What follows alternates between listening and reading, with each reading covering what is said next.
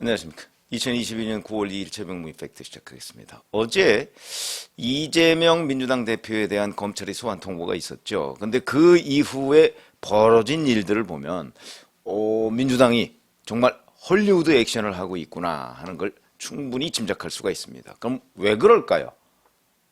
이거를 말씀을 드리려고 합니다. 자, 우선 어제 이재명 대표가 본회의장에서 이제 휴대전화를 이렇게 보는 장면이 카메라에 포착이 돼 있죠. 거기에 보면 김현지 비서관이라고 잘 아시다시피 성남시장, 그리고 그 훨씬 너머로 들어가면 이재명 변호사 시절에 그 변호사 사무실에 있던, 그러니까 배소연 씨도 변호사 사무실에 있었고 김현지 비서관도 그때부터 변호사 사무실에 있던, 그리고 성남시에 뭐 시민단체 뭐 이런데 공무원 뭐 거쳐서 경기도에까지, 그리고 지금 의원실에까지 온 그런 사람인데 텔레그램으로 문자를 하나 보냅니다. 의원님, 출석 요구서가 방금 왔습니다. 전쟁입니다. 이렇게 하는 거. 근데 그거를 이재명 대표가 본회의장에서 이렇게 보는 장면이 카메라에 찍힌 거죠. 소환하는 거는 6일, 오늘이 2일이니까 이제 다음 주 화요일쯤에 10시 오전 검찰 소환이고, 내용은 이런 거라고 거기 돼 있습니다. 백현동 허위사실 공표, 대장동 개발 관련 허위사실 공표, 그 다음에 김문기 전 개발협력처장, 성남도시개발공사, 거길 모른다고 부인한 거, 뭐 이런 것들이 이제 대선 과정에서 계속해서 나왔는데 이게 다 허위사실이다. 그래서 대선에 영향을 미쳤다. 이런 겁니다. 물론 당선되진 않았지만. 이런 내용들인데, 이 메시지를 김현지 비서관이 보낸 게 오전 11시 10분인데, 본회의장에서 이걸 본 거는 한 3시 5분쯤이라고 합니다. 그러면 한 4시간 정도 뒤에 본 거죠. 정말 그랬을까요? 거기서부터 의문이 들죠. 11시 10분이면 그 이후에 점심 식사 시간도 있었고요. 그 다음에 시간이 꽤 많았습니다. 4시간 동안에. 그런데 왜 오후 3시 5분에 그걸 더군다나 최근에 권성동 국민의힘 원내대표의 그 내부 총질 문자, 이것 때문에 비상이 걸려 있고 국회의원들이 상당히 긴장해 있는데 노련하다는 이재명 민주당 대표가 그거를 카메라 있는 앞에서 의도적으로 노출을 시킨 거죠. 거기에도 물론 의도가 있다고 봅니다만은. 자, 3시 5분에 본회의장에서 보는 모습이 나왔는데, 민주당 박성준 대변인이 이와 관련한 논평을 낸 게 3시 25분입니다. 20분 만에, 그러니까 이렇게 생각하시면 됩니다.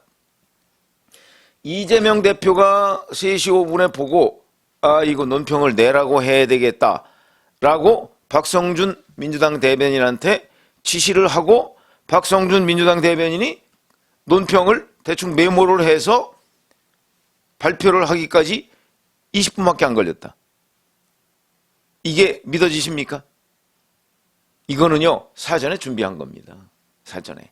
그렇게 보는 게 맞다. 자, 박성준 대변인, 윤석열 검찰공화국의 정치보복을 강력 규탄한다. 뭐 이런 식의 제목이고요. 명백한 증거를 일부러 무시하고 짜맞춘 각본에 따른 수사이자 묻지마 소환이다. 이렇게 얘기를 했고, 물론 이 말은 명백하게 잘못된 겁니다. 그야말로.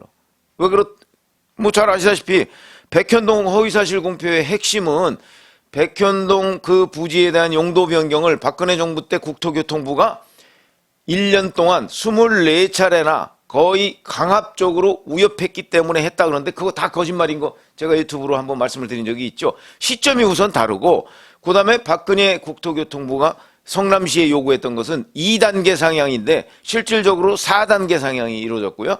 그 이루어진 이유는 이재명 당시 성남시장의 최측근이라는 김인섭 한국하우징기술 대표인가, 그 사람을 시행업체가 영입하고 난 다음 달부터 급진전돼서 용도 변경이 된 거거든요. 그리고 박근혜 정부가 공문을 보낸 거는 그 한참 뒤입니다. 용도 변경 뒤입니다. 2015년 9월 달에 용도 변경이 됐는데 공문을 본격적으로 보내기 시작한 거는 11월부터입니다. 다른 겁니다, 완전히. 그렇기 때문에 그걸 짜맞추려다가 완전히 거짓말. 뭐 의도적으로 했겠죠. 그때는 선거운동 기간이니까 여기에서 내가 밀리면 안 되겠다. 그러니까 그게 선거법상 허위사실 유포가 되는 거고, 그 다음에 김문기 전 처장, 극단적 선택을 했을 때 나 이 사람 모른다는 식으로 얘기를 했습니다. 그것도 뭐 각종 성남시 공무원들의 증언 뭐 이런 것들을 보면 명백하게 뭐 사진도 같이 찍은 거 있고요. 저 뉴질랜드 출장도 뭐 9박 10일 동안인가 같이 갔다 왔고 옆자리 옆에서 바로 찍고 뭐 그러니까 그것도 명백하게 거짓말이라는 게 뭐 다 드러났는데 박성준 대변인은 뭐 명백한 증거를 일부러 무시했다고 그러는데 본인이야말로 명백한 증거를 무시한 논평을 내고 있다. 이건 왜 그럴까? 사전에 정말 묻지마식 논평을 준비해 놨다. 이렇게 보시면 될 거고 정청래 최고위원 뭐 친명계죠. 명백한 정치 보복이고 야당 탄압이다. 싸워서 이기자 이런 식으로 주장하고 있습니다. 글쎄 뭐 이런 주장이야 뭐 할 수 있는 거죠. 그 다음에 또 다른 친명 박찬대 최고위원 윤 대통령과 김건희 여사 사건은 줄줄이 무혐의 처분했다. 선택적 수사가 일상화된 윤석열 검찰이라 예상은 했지만 이렇게 바로 정치보복을 시작할지는 몰랐다. 왜 몰랐습니까? 사전에 다 충분히 대비하고 있었으면서. 자, 이렇게 보면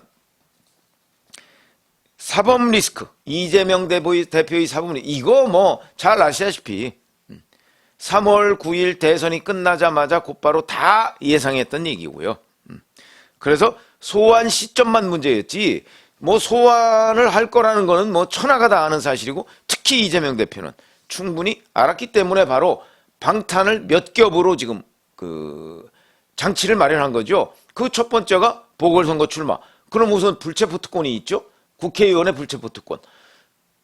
그걸 노리고 보궐선거 출마를 했고 그 다음에 기소가 되면 당직 정지, 이 당원 당규 바꾸는 거, 그것도 그 묘하게 바꿔가지고 실질적으로 방탄이 될 수 있도록 안 바꾸는 척 해가면서 바꾼 거. 1항을 안 바꿨는데 당원 80조에 1항은 안 바꿨는데 3항을 바꿈으로써 당무위원회에서 그 기소 그러니까 직무 정지 이걸 무효화할 수 있도록 만들어 놓은 거. 눈속임이죠.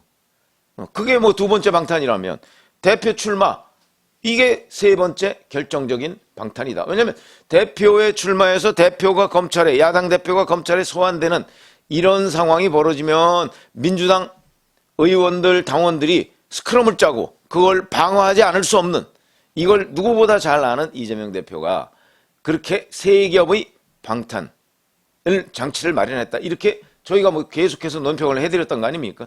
그러니까 이재명 대표는 이런 부분에 관해서는 명백하게 알고 있었던 겁니다. 그리고 다 준비했었고요. 제가 뭐 느낌에는 이렇습니다. 이건 뭐 틀림없이 아마 시나리오 1, 2, 3, 4, 5 뭐 이런 식으로 다 준비했을 겁니다. 예를 들어서 자 이재명 대표한테 지금 쏠려있는 의혹이 뭐 수도 없습니다. 성남FC, 경기도 법인카드 횡령, 변호사비 대납 의혹, 대장동, 백현동, 그리고 최근에 우일의 신도시, 뭐 그다음에 경기주택 도시공사, 뭐 합숙소 문제, 뭐 이런 거. 그런데 이런 거와 지금 무관한 겁니다. 이거는 왜 무관하냐? 이거는 선거법상 허위사실 유포거든요. 이런 거와 관련한 그 윤석열 후보 측의 공세에 대해서 거짓말을 유포해서 선거에 영향을 미쳤다 이런 겁니다. 그러니까 지금 제가 말씀드린 본격적인 본격적인 소환은 시작도 안 한 겁니다. 이거는 그야말로 맛보기 정도. 그럼 왜 9월 6일이냐? 잘 아시다시피 9월 9일이 선거법 공소시효입니다. 공소시효 끝나는 날입니다. 그러면 당연히 그 전에 소환 조사를 하지 않으면 그러면 그냥 공소시효 넘기게 됩니다. 그러니까 9월 6일이라는 공소시효 끝나기 사흘 전에 제가 보기에는 그냥 요건을 맞추기 위한 그 소환에 불과하다. 그러면 이렇게 생각하시면 됩니다. 이재명 대표 측은 이런 것 충분히 예상했죠. 아, 9월 9일 전에 선거법 관련한 거는 한번 소환을 할 것이고 그 다음에 이제 선거법과 관련 없는 내용들, 아까 제가 말씀드렸던 사법 리스크, 그거는 9월 9일 이후에 이제 천천히 시간을 가지고 아마 연말까지 계속해서 이게 뭐 한꺼번에 소환할 것인지 한꺼번에 소환하면 다 조사하기 어렵죠. 그러니까 몇 개로 이렇게 나눠서 아마 소환을 하지 않을까. 왜냐하면 중앙지검이 수사하고 있는 것도 있고 수원지검이 수사하고 있는 것도 있고 경찰이 수사하고 있는 것도 있으니까 그런 것들을 나눠서 아마 한 서너 차례 이런 정도로 소환 조사를 하지 않을까 이렇게 다 예상을 하고 이미 그 예상별로 어떤 단계별로 우리가 어떻게 대응해야 된다 하는 것들을 다 매뉴얼을 만들어 놨을 겁니다, 이미. 그러니까 정치 분석이라는 건요, 겉으로 나와 있는 거는 이게 정말 빙산의 일각입니다. 또는 나와 있는 게 거짓일 수도 있습니다. 그랬을 때 정치 분석은 나와 있지 않은 빙산의 나머지 구할, 이게 뭐냐? 우선 나와 있는 이게 정말 빙산이 맞느냐? 이걸 검증하고, 그 다음에 물속에 있는 나머지 구할, 이거는 정말 뭘까? 하는 부분을 정확하게 우리가 집어내야 그게 완벽한 정치 분석인데, 뭐 그런 거는 사실 뭐 완벽한 거는 있을 수가 없죠. 그건 뭐 취재의 한계 등등이 있으니까. 그러나 어찌됐든 그런 걸 이제 경험상, 이런 일이 있을 것이다. 그래서 제가 사실은 뭐 유튜버들 엄청나게 많고 패널들 많습니다만은 그 관심이 있으시면 한번 이 사람이 옛날에 했던 말이 실제 어떤 결과를 초래했는가 좀 비교를 해보시면 좋겠습니다. 얼마나 맞는 말을 했는가. 왜냐하면 그거 쉽지 않은 거거든요. 저도 물론 틀린 경우가 많이 있고요. 왜냐하면 예측은 뭐 틀릴 수 있는 거 아니겠습니까? 그런데 뭐 그냥 수도 없이 틀린다. 뭐 그러면 그건 모르고 한 얘기가 되는 거고. 그렇지 않고 그 사람 말이 맞았네 결국. 이렇게 되면 그 사람은 뭔가를 알고 얘기를 했다. 이런 거를 좀 비교 분석을 시청자분들이 좀 하셨으면 좋겠다 하는 얘기를 제가 많이 드리는데, 왜냐하면 이재명 대표 측은요 이미 충분히 거의 예행 연습까지 마쳤을 겁니다. 어떻게 대응할 것인가. 그렇기 때문에 지금 제가 왜 호들갑이라고 하냐면 지금 이런 내용들은요 이재명 대표의 원래 시나리오에 다 있는 대로 하고 있는 겁니다.